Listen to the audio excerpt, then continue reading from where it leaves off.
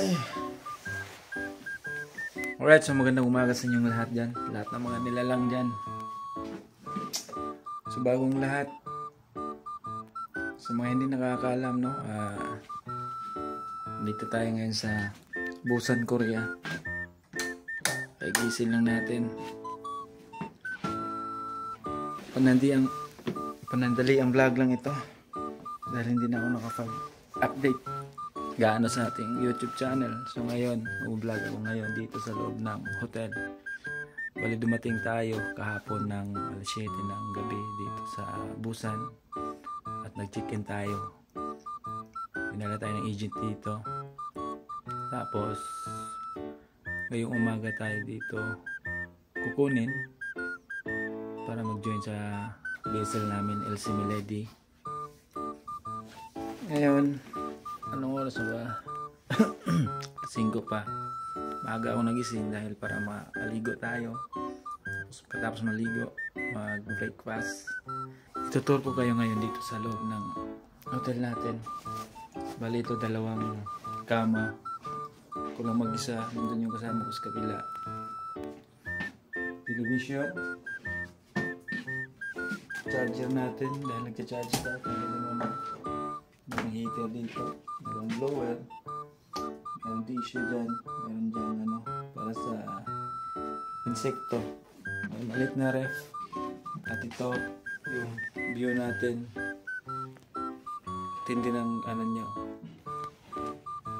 mga lubid, baga ano ba yan, design ba yan nila. Yan. Tapos tingnan natin ito yung gamit ko. And isa backpack. At ito yung entrance door natin. Yan, kailangan din natin ng access card para makapasok. Yan, hotel, pangalan ng hotel natin, Hillside Hotel, room 203.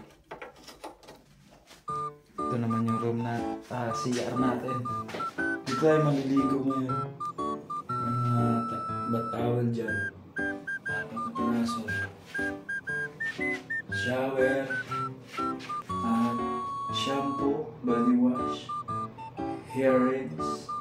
Yan, good for your skin quality.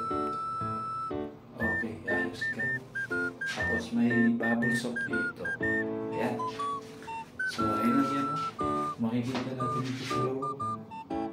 May 2 sandal, mataas CR, at may 3 hanger.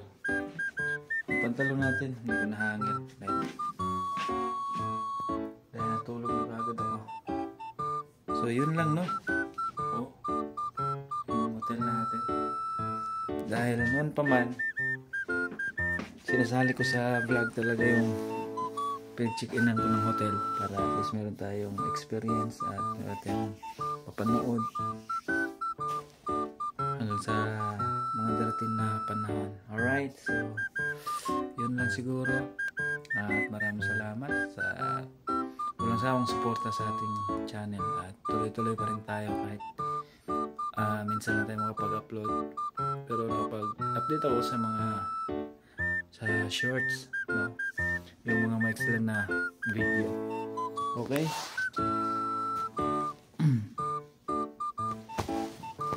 So, siguro tapusin ko na itong vlog na to at hanggang sa muli. At lagi niyong tatandaan na lahat na papura ay tanging sa Diyos lang. Peace out.